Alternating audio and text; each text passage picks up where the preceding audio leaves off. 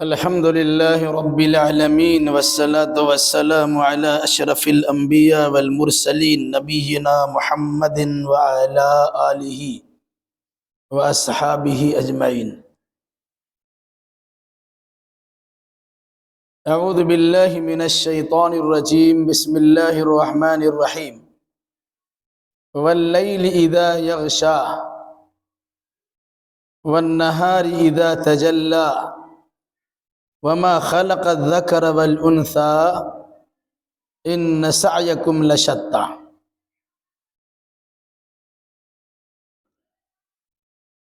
اس سورہ کا نام ہے سورۃ اللیل. اللیل کے معنی ہوتا ہے رات. اس کی پہلی ہی آیت میں لفظ لیل کے ذریعے سے واللیل کے ذریعے سے رات کی قسم کھائی گئی ہے. اسی مناسبت سے اس سورہ کا نام سورۃ اللیل رکھا گیا. یہ سورہ مکی ہے اور مضمون سے اندازہ ہوتا ہے کہ سورہ ضحیٰ یعنی سورہ شمس کے فوراً بعد ہی نازل ہوئی، یعنی مکہ کے ابتدائی ایام میں اس سورہ کا نزول ہوا تھا جب آپ کی مخالفت کفار و مشرکین کی جانب سے شروع ہو گئی تھی. اس سورہ کا مرکزی مضمون ہے دو نظریوں کا تذکرہ. ایک نظریہ ایمان کا ہے، دوسرا نظریہ کفر کا ہے. پھر ان دونوں کے انجام کا تذکرہ بھی ہے. ایمان لانے کا فائدہ کیا ہے اور کفر کرنے کے نقصانات کیا ہیں.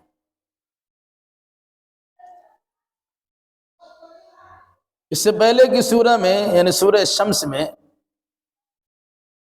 جس بات کو بیان کیا گیا تھا مختصر، اسی بات کی تھوڑی تفصیل سورۃ اللیل میں بیان کی گئی.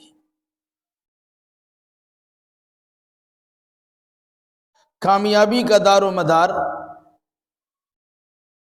تقوی و طہارت پر بیان کیا گیا تھا. تو اس سورہ میں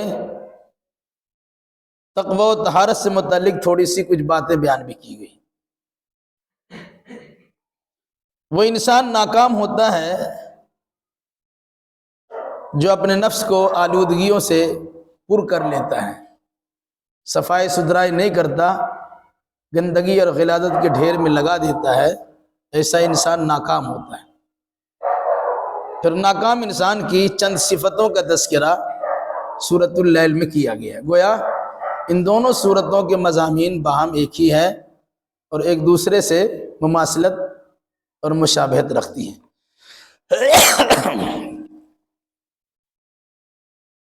واللیل اذا یغشی، قسم ہے رات کی جب وہ چھا جاتی ہے. والنہار اذا تجلی، اور قسم ہے دن کی جب وہ روشن ہو جاتا ہے.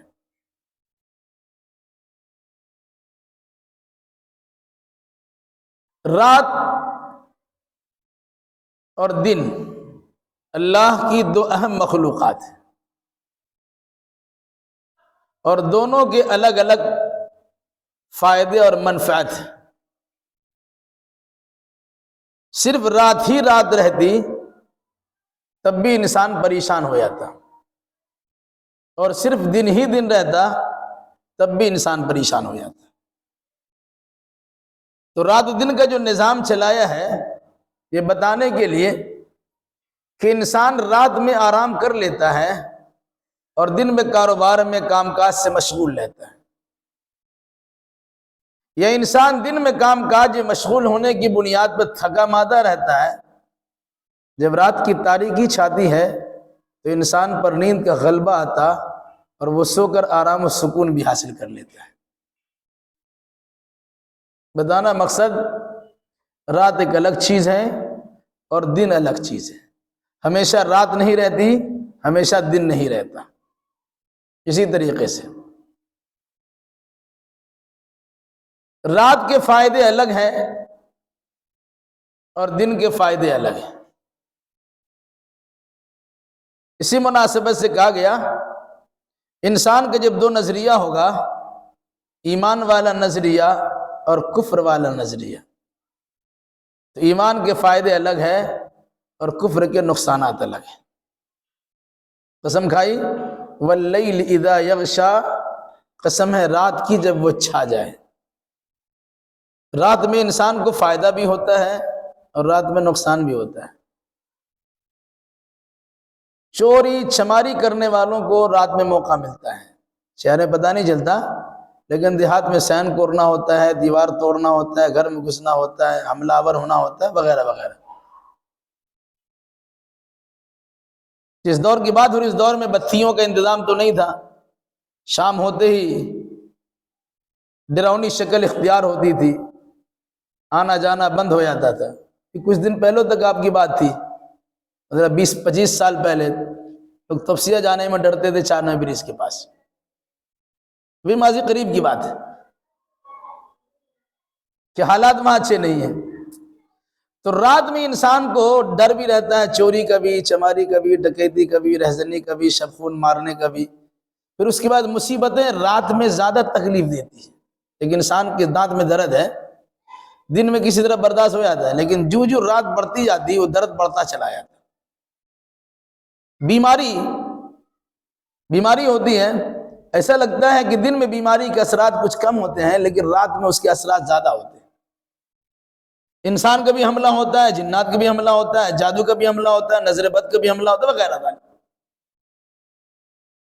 لیکن یہ بات بھی ہے کہ رات تو ہمیشہ رہتی نہیں ہے۔ جب رات ہمیشہ نہیں رہتی، یہ دکھ درد، یہ پریشانیاں، یہ بیماریاں، یہ مصیبتیں، یہ بھی ہمیشہ نہیں رہیں گی۔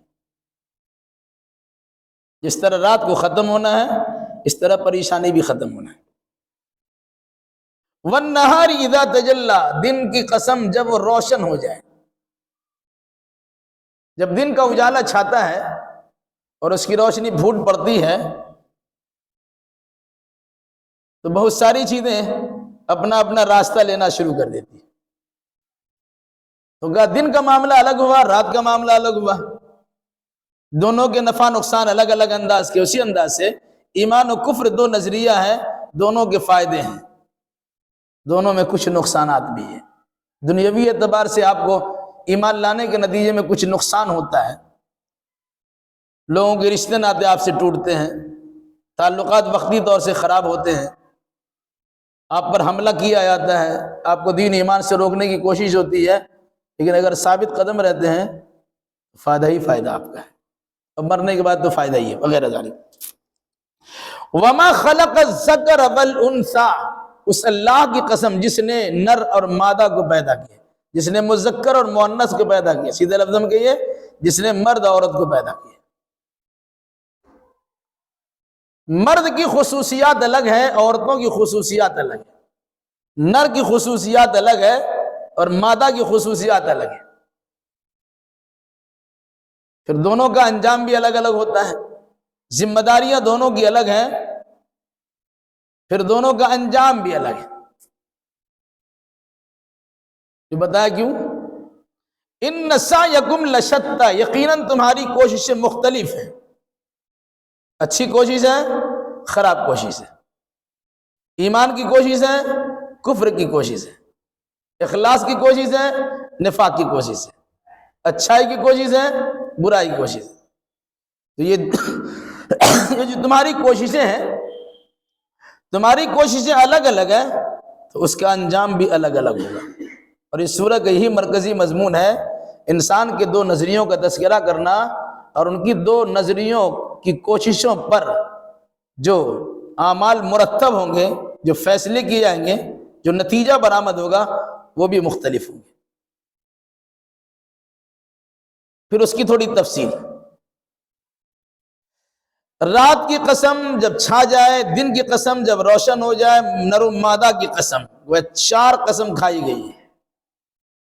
کس بات پر؟ ان سعیکم لشتی، یقیناً تمہاری کوششیں الگ الگ ہیں، مختلف ہیں، تمہاری کوششیں الگ ہیں۔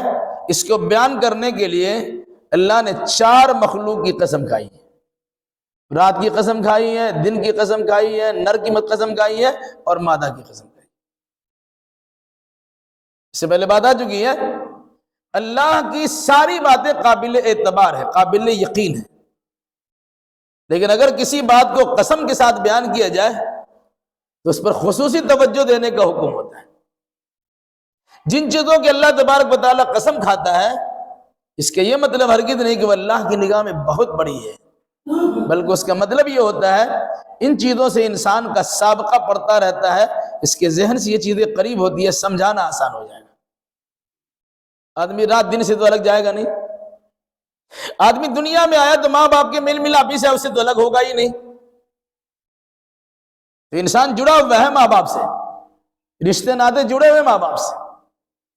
تو کہا جس طرح رات الگ ہے، دن الگ ہے، نر الگ ہے، مادہ الگ ہے، اسی طرح انسان کی کوششیں بھی الگ الگ ہیں، دو حصوں میں بٹی ہوئی ہے، رات دن دو، نر مادہ دو۔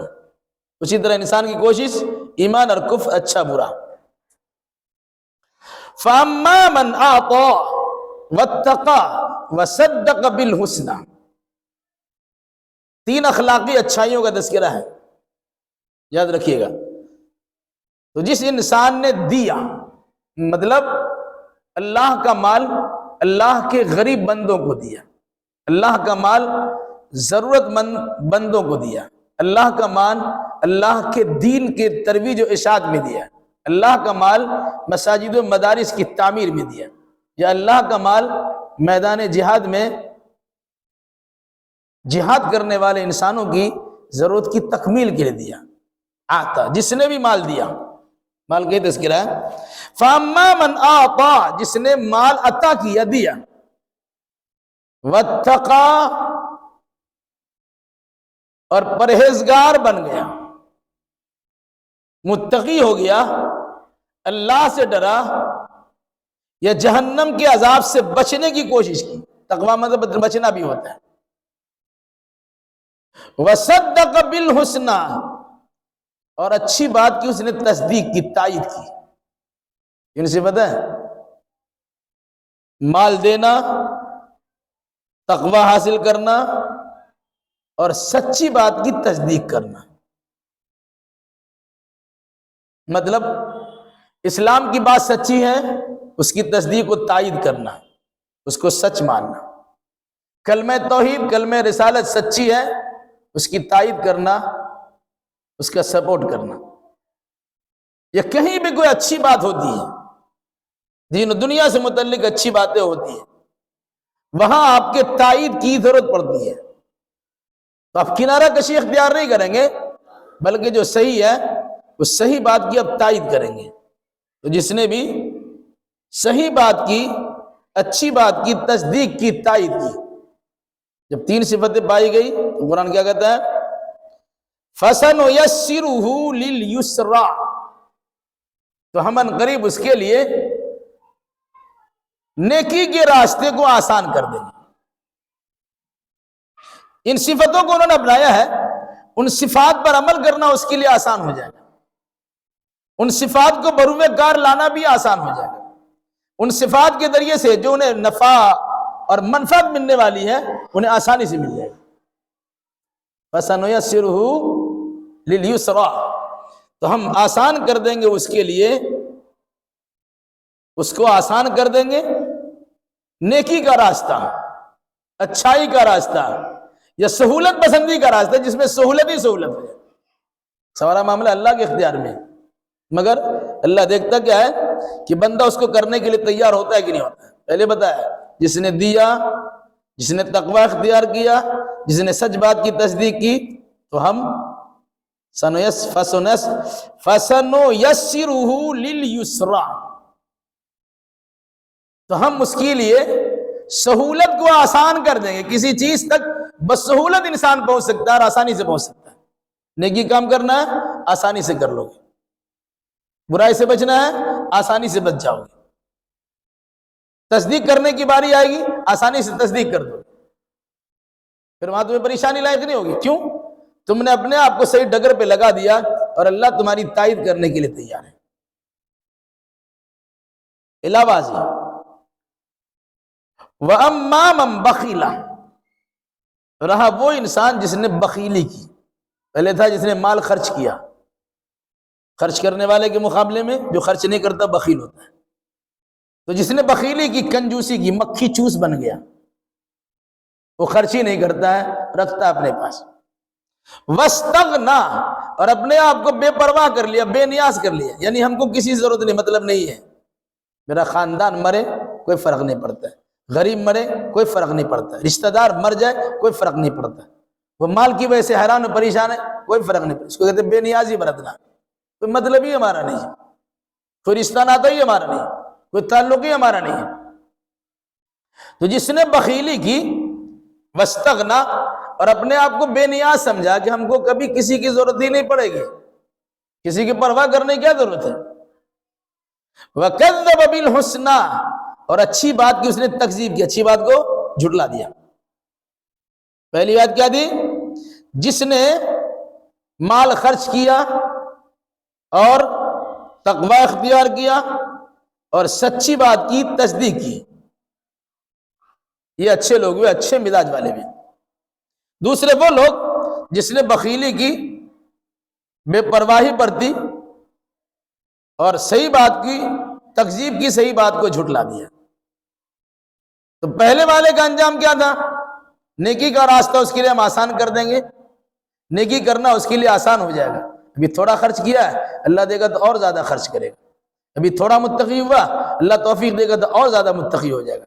ابھی تصدیق کیا ہے، دقت و پریشانی آ رہی ہے، وہ ثابت قدم رہے گا تو ہر بات کی تصدیق کرنے کے لیے تیار ہوگا جو سچ ہوگی۔ لیکن جو انسان بخیلی کرتا ہے، بے پرواہی برتتا ہے، سچ بات کی تکذیب کرتا ہے، جھٹلاتا ہے، فَسَنُيَسِّرُهُ لِلْعُسْرَىٰ، تو تنگی کا راستہ اس کے لیے ہم آسان کر دیں گے، یعنی گڈھے میں گرنا، تنگی میں پڑنا، پریشانی سے دوچار ہونا، بے عزت ہونا، یہ سارا کام آسانی سے ان کا ہو جائے گا، دیر نہیں لگے گی۔ ایک انسان کے لیے اچھائی کا راستہ ہموار ہوگا، ایک انسان کے لیے برائی کا راستہ ہموار ہوگا، ایک انسان رفعت و سربلندی کا راستہ پائے گا، ایک انسان گڈھے میں گرنے کا راستہ پائے گا۔ تو جس کے اندر پہلے کی 3 صفات ہیں، پہلی صفت مال خرچ کرنا، دوسری صفت تقوی و طہارت حاصل کرنا، تیسری صفت سچی بات کی تصدیق کرنا، تو انسان کامیاب ہوگا، اس کے لیے نیکی کا راستہ ہموار ہو جائے گا۔ اور جو انسان بخیلی کرتا ہے، بے نیازی برتتا ہے، سچ بات کو جھوٹ ثابت کرنے کی کوشش کرتا ہے، اس انسان کی سختی آسانی سے آ جائے گی، پریشانی آسانی سے آ جائے گی۔ ایسا لگتا ہے ابھی بیٹھے ہوئے تھے، اچانک کوئی آفت آ گئی، ابھی گھر سے نکلے ہیں، پاؤں ٹوٹ گیا، رشتہ دار سے ملنے گئے، خود گڈھے میں گر گئے، تو یہ پریشانی آسانی کے ساتھ آ جاتی ہے، کچھ کیا بھی نہیں اور پریشانی آ گئی۔ تو آدمی سوچتا ہے کچھ نہیں کیا ہے، لیکن نہیں، یہ جو ان کی صفتیں قبیحہ، بری صفتیں، بری عادتیں جس کا تذکرہ کیا گیا، ان کے لیے اللہ تبارک و تعالیٰ، ان کے انجام کے لیے اللہ نے وقت متعین کیا ہے۔ اچانک اللہ گرفت دماتا ہے اور آسانی سے کسی مصیبت میں گرفتار ہو جاتا ہے۔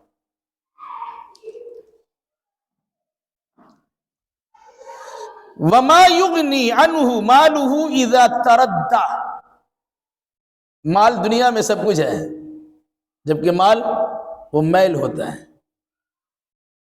میل کیسے ہیں؟ مال دے دیجیے گا تو زکوٰۃ کی شکل میں آپ کا مال پاک ہو گیا، اس میں گندگی میل دور ہو گئی، نہیں دیا سارے مال کو اس نے خراب کر دیا، تو میل ہے۔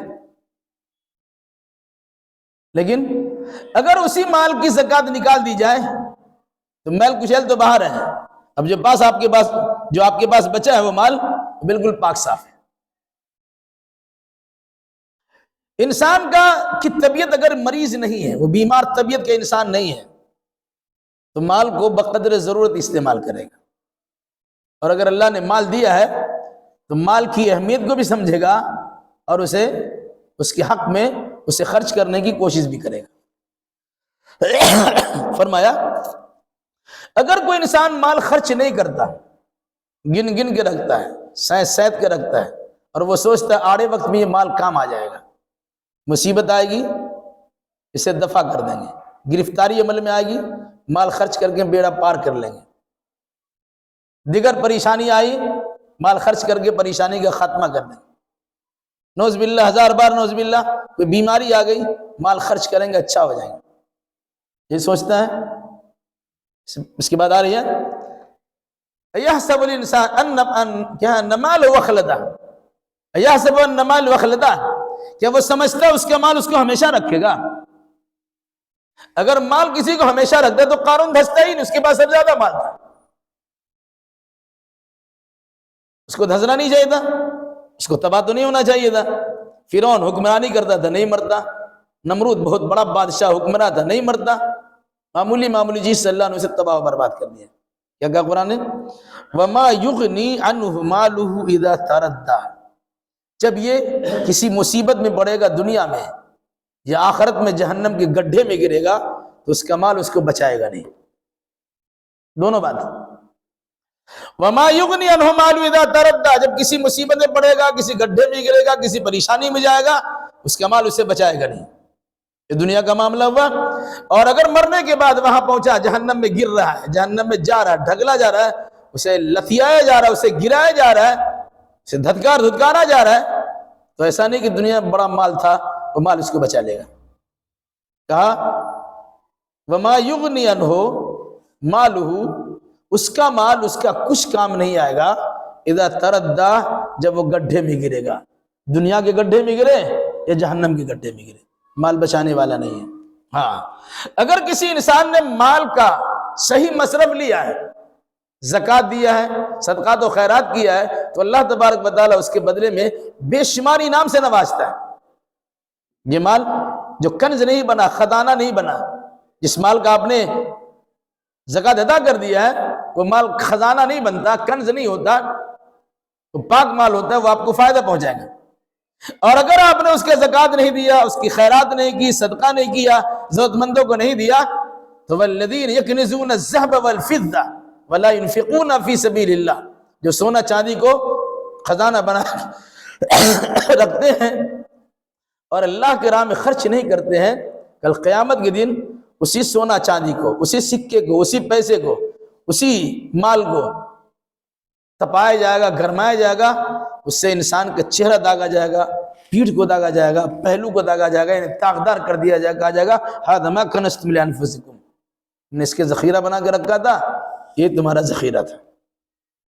یہاں سے تو کیا کچھ نہیں تھا، اب جہنم اسے دکھایا جائے گا، یہ دیکھو تمہارا مال کا انبار لگا ہوا ہے، جس کو تم نے، جس کا حق نہیں ادا کیا تھا، اب اسی کے ذریعے تمہیں سزا دی جا رہی ہے۔ فرمایا وما یغنی عنہ مالہ اذا تردى، جب وہ داخل ہوگا، گرے گا، پڑے گا، جہنم میں گرے گا، دنیا کے کسی گڈھے میں، مصیبت کے گڈھے میں گرے گا، اس کا مال اس کو ذرہ برابر بھی کام نہیں دے گا، بچائے گا نہیں۔ ایسا کیوں کہا؟ انسان چونکہ مال کا حریص ہوتا ہے، اور بطور خاص انسان سے متعلق یہ بات بیان کی گئی کہ انسان کی زندگی یہ محدود ہے، چوکور محدود ہے، اس سے باہر نہیں آ سکتے، دائیں بائیں آگے پیچھے کہیں نہیں، اسی میں رہنا آپ کو، یہی زندگی ہے، لیکن اس کی خواہشات لمبی ہیں۔ اللہ کے نبی صلی اللہ علیہ وسلم نے اسے اس طرح دائرہ کھینچ کے لکیر باہر بھی نکال دیا اور کہا کہ انسان کی زندگی تو اتنی محدود ہے، لیکن اس کی جو تمنائیں ہیں یہ کتنا پار کر کے ہم اندازہ کر، لمبی لمبی تمنائیں کرتا ہے، آرزو کرتا ہے، یہ کر لیں گے، وہ کر لیں گے، ایسا کریں گے، ویسا کر لیں گے، لیکن آپ کی زندگی تو محدود ہے، اور ایسی زندگی محدود ہے کہ پل کی خبر نہیں ہے۔ ابھی ہماری بات پوری ہوگی، آپ پوری بات سن سکیں گے، کسی کے اختیار میں کوئی جانتا ہی نہیں ہے۔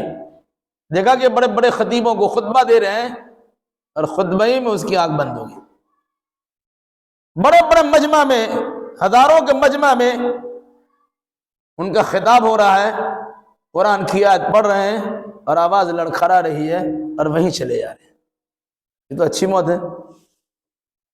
بہت سے لوگ گالی بکتے ہیں، چلے جاتے ہیں، سنیما ہال میں گئے وہیں مر گئے، شراب کے اڈے میں گئے وہیں مر گئے، الٹی سیدھی جگہ پر گئے وہیں مر گئے، تو انجام کتنا خطرناک ہوگا۔ اس لیے اولاً تو انسانوں گناہوں سے بچنا چاہیے، اور اگر گناہ ہو جائے انسانی کمزوری کی بنیاد پر جتنا جلدی ممکن ہو سکے گناہوں سے توبہ کر لینا چاہیے، ورنہ کہیں توبہ نہیں کر سکے تو اللہ تبارک و تعالیٰ چاہے گا تو معاف کرے گا، اگر شرک نہیں کیا ہے، نہیں چاہے گا تو زبردستی کوئی معاف نہیں کروا سکتا ہے۔ وَمَن يَغْفِرُ الذُّنُوبَ إِلَّا اللَّهُ، اللہ کے سوا کون معاف کرنے والا ہے؟ کیا فرمایا؟ وما یغنی عنہ مال اذا تردی، جب وہ گڈھے میں گرے گا، دنیا کے گڈھے میں یا جہنم کے گڈھے میں، اس کا مال اس کا کچھ کام نہیں آئے گا، اس کا مال اس کو اس گڈھے سے بچائے گا نہیں۔ ان علینا للہدی، مگر یہ بات یاد رکھو، یقیناً رہنمائی کرنا تو ہمارے ہی ذمے ہے۔ ہم نہیں چاہیں گے تم کو ہدایت نہیں ملے گی۔ ہدایت لینا چاہتے ہو تو اللہ کی مشیت تم چاہو، اس کے لیے تقاضا کرو، کوشش کرو۔ اللہ اسی بندے کو ہدایت دیتا ہے جو ہدایت لینا چاہتا ہے۔ جو ہدایت لینا نہیں چاہتا ان کے سامنے ہدایت کی بات رکھی جاتی ہے، لیکن وہ اس کی طرف توجہ نہیں دیتا، اعتنا نہیں کرتا، بے اعتنائی برتتا ہے، بے توجہ ہی کرتا ہے، تو اللہ تبارک و تعالیٰ ایسے انسان کو ہدایت سے محروم بھی کر دیتا ہے۔ انہوں نے کیا کہا؟ ان علینا للہدی، یقیناً ہمارے ہی ذمہ ہدایت دینا ہے، صحیح رہنمائی کرنا ہمارے ذمہ ہے، یہ بھی یاد رکھو۔ وَإِنَّ لَنَا لَلْآخِرَةَ وَالْأُولَى، یقیناً ہمارے ہی قبضے قدرت، ہماری اختیار میں ہے آخرت بھی اور دنیا بھی۔ آخرت بعد میں آنے والا، اولا پہلے آنے والا، مراد آخرت اور دنیا، دنیا آخرت دونوں ہمارے کنٹرول میں ہیں۔ یہاں بھی تم کچھ نہیں کر سکتے ہو، وہاں بھی کچھ نہیں کر سکتے ہو، یہاں بھی میری مشیت چلے گی، وہاں بھی میری مشیت چلے گی، لیکن تمہیں راستہ دکھایا جاتا ہے۔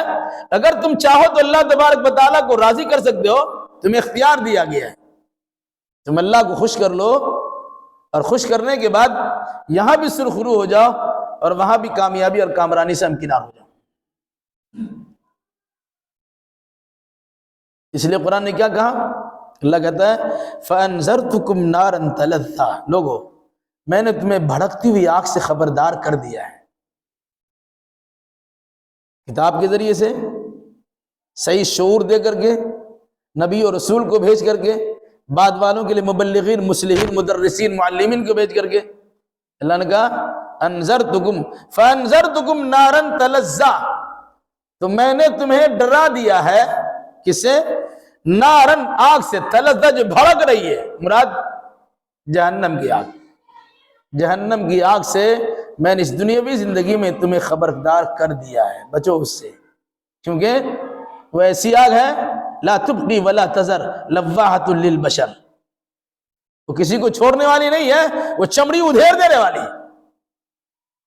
جیسی زندگی آپ گزار لو موج مستی کی، لیکن وہاں پتہ چل جائے گا۔ تو میں خبردار کر رہا ہوں ایسی جہنم کی آگ میں داخل مت ہونا۔ کیوں؟ تم تو آدم کی اولاد ہو، تم جنت سے نکالے گئے ہو، گھر تمہارا جنت ہے، تمہیں جنت میں آنا ہے، تم جہنم میں کیوں جاؤ گے؟ اسی وجہ سے تمہیں بار بار ڈرایا جاتا، خبردار کیا جاتا، جہنم سے بچانے کی تدبیر تمہیں سکھائی جاتی ہے۔ اب تم اگر نہیں سیکھو گے، اپنے آپ کو جہنم سے نہیں بچاؤ گے، تو زبردستی تم کو جہنم سے بچایا نہیں جائے گا اور زبردستی جنت میں ڈالا نہیں جائے گا۔ یاد رکھنا، اس کا خاص خیال کرنا۔ لا یصلاھا الا الاشقی، اس جہنم میں وہی داخل ہوگا جو بدبخت ہوگا، جو بڑا بدبخت ہے وہی جہنم میں داخل ہوگا۔ اللہ نے یہ بتلا دیا کہ جہنم میں نیک بخت تو داخل نہیں ہوں گے، جو اچھے لوگ ہیں وہ جہنم میں نہیں جائیں گے، ان کا ٹھکانہ جنت ہے۔ تو جہنم سے میں تمہیں ڈراتا ہوں، سنو، لا یصلاھا الا الاشقی، نہیں داخل ہوگا اس جہنم میں مگر نہایت ہی بد نصیب اور بد قسمت۔ پھر بد قسمت کون ہے؟ تھوڑی اس کی تفصیل بھی آئی۔ انسان دنیا میں ساری حرکتیں کرتا اپنے آپ کو خوش قسمت سمجھتا ہے، ظاہری اسباب وسائل کو اپنانے کے بعد اپنے آپ کو سرخرو اور کامیاب سمجھتا ہے، لیکن قرآن کامیاب کسے کہتا ہے؟ قرآن آیت میں پڑھیے کیا فرمایا؟ نہیں داخل ہوگا اس جہنم میں مگر وہی جو بڑا بدبخت ہوگا۔ بدبخت کون ہے؟ الذی کذب وتولی، بدبخت وہ ہے جس نے جھٹلا دیا اور منہ پھیر لیا۔ اللہ کو جھٹلایا، رسول اللہ کو جھٹلایا، کتاب اللہ کو جھٹلایا، صحیح بات کو جھٹلا دیا، صحیح بات ماننے کے لیے تیار نہیں، کوئی اسے سمجھایا تو سننے کے لیے تیار نہیں، منہ پھیر کے چلا جاتا ہے، وہی انسان بدبخت ہے۔ کیوں؟ دنیا میں اس کو ایک راستہ مل رہا ہے سمجھنے کا، ایک سمجھانے والا سمجھا رہا ہے، بھائی صحیح بات اس کو مان لو، تو سننے کے بجائے وہ منہ پھیرتا ہے. اس کی بدبختی یہی ظاہر ہو رہی ہے کہ جو راستہ جنت کو لے جانے والا ہے اس راستے پہ چلنے کے لیے تیار نہیں ہے. جو بات جنت کی طرف لینے والی ہے اسے ماننے کے لیے تیار نہیں ہے. جو انسان اسے جنت کی طرف لے جانا چاہتا ہے اس کی عزت و تکریم کرنے کے لیے تیار نہیں ہے. جو اللہ انسان کو جنت کا راستہ دکھاتا ہے اس کی بات سننے کے لیے تیار نہیں ہے. الذی کذب، جس نے جھٹلا دیا، اللہ کو جھٹلایا، رسول اللہ کو جھٹلایا، کتاب اللہ کو جھٹلایا، دینی شریعت اور اس کی تعلیمات کو جھٹلایا. وکذب وتولی، وتولی پیٹ پھیر لیا، رخ موڑ لیا. ہوتا نا، سناتے رہیے نہیں سمجھے گا، کرے گا کیا؟ تم سے منہ گھما لے گا. تو منہ گھما لینا یہ تکذیب، جھٹلانے کی ایک تاکید ہے.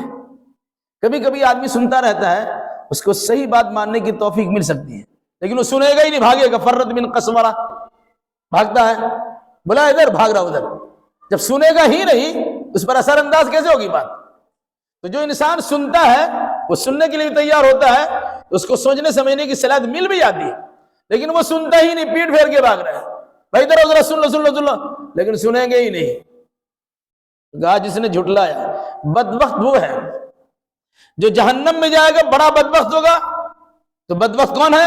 الذی کذب وتولی، جس نے جھٹلا دیا اور جس نے منہ موڑ لیا، رخ پھیر لیا. وَسَيُجَنَّبُهَا الْأَتْقَى، اور ان قریب اس جہنم سے بچا لیا جائے گا اس کو جو متقی و پرہیزگار ہوگا. اتقا بڑا اللہ سے ڈرنے والا، بڑا متقی. اشقا بہت بڑا بد نصیب. کہہ لیجیے جو بد نصیب ہوگا جہنم میں جائے گا، جو خوش نصیب ہوگا وہ جہنم سے بچا لیا جائے گا. وَسَيُجَنَّبُهَا الْأَتْقَى، وَسَيُجَنَّبُهَا الْأَتْقَى، بچا لیا جائے گا اس جہنم سے اس کو جو بڑا متقی و پرہیزگار ہوگا. تو متقی و پرہیزگار کون ہے؟ ابھی بدبخت کی تشریح آپ کے سامنے آئی.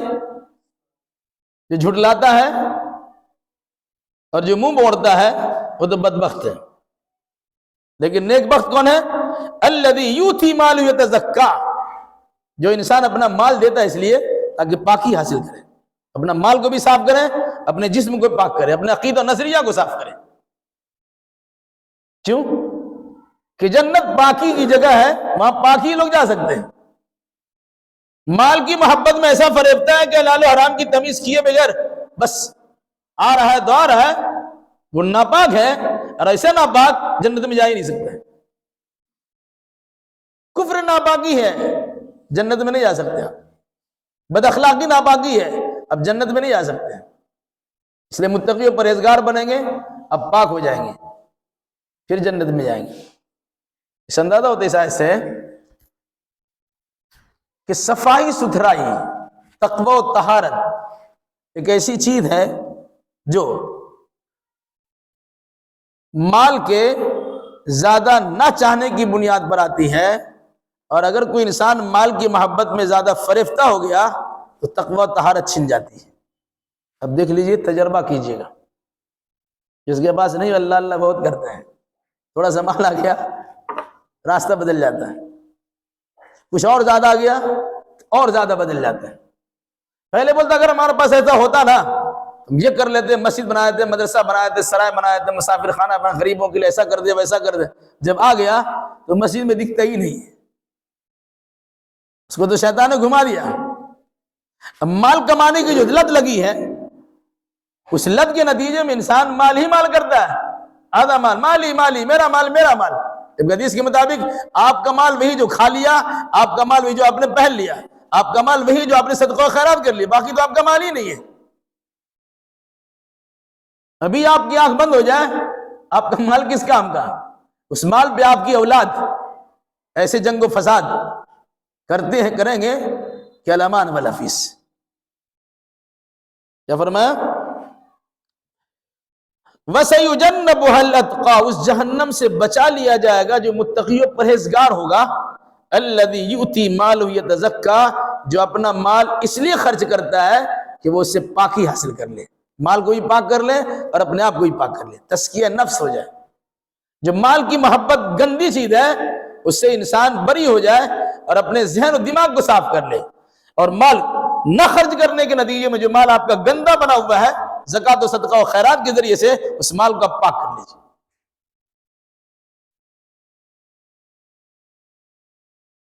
وَمَا لِأَحَدٍ عِندَهُ مِن نِعْمَةٍ تُجْزَىٰ۔ مال آدمی خرچ کیوں کرتا ہے؟ ایک آدمی کا قرضہ ہے، قرضہ دے رہا ہے۔ ایک آدمی سے دھار لیا تھا، ہم دھار واپس کر رہے ہیں۔ ایک آدمی سے کوئی سامان لیا، ہم سامان واپس کر رہے ہیں۔ یہ تو بدلہ ہے۔ کسی نے کبھی آپ پر احسان کیا تھا، آپ نے احسان چکا دیا، یہ بدلہ ہے۔ قرآن کہتے نہیں، وَمَا لِأَحَدٍ عِندَهُ مِن نِعْمَةٍ، اس کے پاس کسی انسان کا کوئی احسان نہیں ہے جس کا یہ بدلہ چکا رہا ہے۔ میں ضرورت مند ہمارے سامنے آیا، اس سے ہمارا کوئی لینا دینا نہیں ہے، ہم اس کی ضرورت پوری کر رہے ہیں، ان کا احسان ہمارے اوپر نہیں ہے کہ ہم احسان کا بدلہ چکاتے ہیں، بلکہ اللہ نے ہمیں مال دیا ہے تو اللہ کے عطا کردہ مال سے ہم خرچ کرتے اس لیے کہ اللہ تبارک و تعالیٰ راضی ہو جائے۔ آگے اس کی وضاحت ہے، إِلَّا ابْتِغَاءَ وَجْهِ رَبِّهِ الْأَعْلَىٰ، مگر وہ مال اس لیے خرچ کرتا ہے کہ رب اعلیٰ کی رضا مندی حاصل ہو جائے۔ مال اس لیے دیا اللہ خوش ہو جائے۔ اب اگر آپ نے محلہ خوش ہو جائے اس لیے مال دیا تو کیا کام سے؟ اللہ خوش اور محلہ خوش سے لینا دینا نہیں ہے۔ اللہ کو خوش کرنا ہے، محلہ خوش رہے نہ رہے اس کی پرواہ نہیں ہے۔ آپ نے تھوڑا خرچ کر دیا، لوگ کہیں گے بڑا سخی ہے، بڑا داتا ہے، بڑا خرچ کرنے والا ہے، گئے کام سے۔ دل میں یہ ارادہ پیدا ہو گیا، گئے۔ یا آپ نے چپکے سے خرچ کر دیا، پھر اس کا احسان جتا دیا، تب بھی گئے۔ تو مال کس لیے خرچ کرتا ہے؟ اللہ کی رضا مندی کے حاصل کرنے کے لیے خرچ کرتا ہے۔ اس کے ذمے کسی کا قرضہ نہیں ہوتا، کسی کا احسان نہیں ہوتا کہ وہ قرض اتار رہا ہے اور احسان کا بدلہ دے رہا ہے، بلکہ اللہ نے مال دیا ہے تو اللہ کا شکر ادا کرتے ہوئے اللہ کے بندوں پہ مال خرچ کرتا ہے۔ مقصد صرف یہ ہوتا إِلَّا ابْتِغَاءَ وَجْهِ رَبِّ الْأَعْلَىٰ، رب اعلیٰ سب سے بلند و بالا اپنے رب کی رضا مندی حاصل کرنا چاہتا ہے۔ اس کے بعد قرآن نے کیا کہا؟ وَلَسَوْفَ يَرْضَىٰ، اس کا دو معنی بیان کیا گیا۔ ان قریب اللہ اس سے راضی ہو جائے گا، دوسرا اللہ اس کو اتنا زیادہ دے گا کہ بندہ اللہ سے راضی ہو جائے گا۔ دونوں معنی کیا گیا۔ ظاہر سی بات ہے وہ بندہ اللہ کی رضا مندی حاصل کرنے کے لیے خرچ کر رہا ہے، تو ایسا نہیں ہے کہ کوئی انسان اللہ کو خوش کرنے کے لیے خرچ کر رہا ہے اور اللہ خوشی نہیں ہو رہا ہے۔ وَلَسَوْفَ يَرْضَىٰ، اللہ ضرور بھی ضرور سے راضی ہو جائے گا۔ پھر انسان خرچ کرتا ہے تو خرچ کرنے میں اس کو سکون ملتا ہے، کیوں؟ کہ اللہ اس سے راضی ہوا ہے۔ جب اللہ راضی ہوتا ہے تو اور دیتا ہے۔ ابھی 2-4 آدمی کو دے رہے تھے، 10-20 آدمی کو دینے والے ہو جائیں، 10-20 آدمی کو دے رہے ہیں، 150 آدمی کو دینے والے آپ ہو جائیں گے۔ یہ اللہ تبارک و تعالیٰ کا فضل ہوتا ہے۔ گویا آپ کے اس عمل سے اللہ راضی ہو جائے گا، اور پھر اللہ آپ کی صدقہ و خیرات کے نتیجے میں اتنا عطا کرے گا کہ آپ بھی راضی رہیں گے اور خوش رہیں گے، اور اللہ کا بار بار شکر ادا کرتے رہیں گے اور بار بار خرچ کرتے رہیں گے۔ اب اندازہ لگائیے، یہ صورتیں ہم لوگ پڑھتے ہیں، نمازوں میں پڑھتے ہیں، لیکن اس میں کتنی بڑی بڑی حقیقتیں بیان کی گئی ہے، ہم اس پر توجہ نہیں دیتے۔ تو مختصر سی تفسیر آپ کو بتائے گی، مفسرین نے بڑی بڑی باتیں اس میں لکھی ہیں۔ اس لیے قرآن پڑھیے، ترجمہ کے ساتھ پڑھیے، اس کی تفسیر کو سمجھیے، اس میں کیا کہا گیا اس کو دیکھیے، اپنے اندر تبدیلی پیدا کرنے کی کوشش کی، تبدیلی لائیے۔ اگر صحیح ہے قبول کیجئے، اگر وہ چیز ہے جو غلط ہے، جس کو قبول نہیں کرنا چاہیے، جس کی نشاندہی قرآن نے کی ہے، اس سے دور رہیے۔ جنت والے اعمال کیجئے، جہنم والے اعمال سے گریز کیجئے، پرہیز کیجئے۔ آسانی کے ساتھ آپ جنت میں جا سکتے ہیں اور آسانی کے ساتھ جہنم میں جا سکتے ہیں۔ ایک چھوٹی سی حدیث بہت مشہور ہے۔ ایک عورت بڑی فاحشہ ہے، کوٹھے پہ کام کرنے والی مالیہ اس کے دور میں، سارا گناہ وہ کرتی ہے۔ راستہ چلتے ہوئے دیکھا ایک کتا منہ رگڑ رہا ہے کنواں کے پاس، پیاس سے پریشان ہے۔ اس عورت نے کسی طریقے سے کنواں سے پانی نکالا اور اس پریشان حال کتے کے منہ میں پانی ڈال دیا۔ کتے کی جان بچی، کتا ایک ناپاک جانور ہے، کتے کی جان بچی۔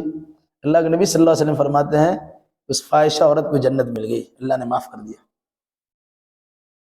ایک دوسری مثال بیان کی ہے، ایک عورت بڑی نماز روزہ کا پابند ہے، سب کچھ ہے، بہت اچھے اعمال کرنے والی ہے، بلی کو باندھ کے رکھ دیا، چھوڑی نہیں کہ جب باہر جا کچھ کھا پی لے اور کھلائے بھی نہیں، نتیجے طور مر گئے کہ وہ عورت جہنم میں جائے گی، نماز روزہ کچھ آپ کا کام نہیں آئے گا۔ جنت کتنا آسان ہے، جہنم کتنا آسان ہے۔ اللہ کے نبی نے کیا فرمایا؟ اتقوا النار ولو بشق تمرہ، کھجور کا ایک ٹکڑا صدقہ و خیرات کر کے بھی اپنے آپ کو جہنم سے بچا لو۔ تو اللہ نے جنت کو بھی آسان رکھا ہے، جہنم کو بھی آسان رکھا ہے، لیکن اب انسان کی نفسیات پر ہے، وہ جنت چاہتا ہے کہ جہنم چاہتا ہے۔ تو قرآن مجید نے یہ راستہ دکھلا دیا ہے کہ اگر آپ جنت چاہتے ہیں ان صفتوں کو اپنائیے، یعنی آپ اللہ کے راستے میں خرچ کیجئے، تقوی و طہارت حاصل کیجئے، سچی بات کی تصدیق کیجئے، جنت میں آسانی سے چلے آئیے۔ اور اگر ایسا نہیں کریں گے، آپ کا معاملہ ہوگا مال ہے، بخیلی کنجوسی کریں گے، پھر اس کے ساتھ ساتھ آپ بے اتنائی برتیں گے، آپ کو کسی سے کوئی مطلب ہی نہیں ہوگا، اپنے بیگانے پریشان ہو اس کی طرف آپ کی توجہ ہی نہیں جائے گی، اور صحیح بات کی تکذیب کریں گے، جھٹلاتے رہیں گے، تو آپ کے لیے جہنم بھی بڑی آسان ہے، آسانی سے جہنم میں چلے جائے گا۔ اب سوچنا ہے، دو نظریہ ہمارے سامنے آیا، دنیا آخرت دو ہے، رات دن دو ہے، مرد عورت دو ہے، نر مادہ دو ہے، دونوں کے صفات الگ ہوتے ہیں، دونوں کے انجام الگ ہوتے ہیں۔ اسی طریقے سے اچھے برے انسان کی صفات الگ ہے اور دونوں کے انجام الگ ہے۔ اچھا انسان جنت میں جائے گا، برا انسان جہنم میں جائے گا۔ اللہ ہمیں اچھائی کو سمجھنے کی توفیق دے اور برائی سے بچنے کی توفیق دے۔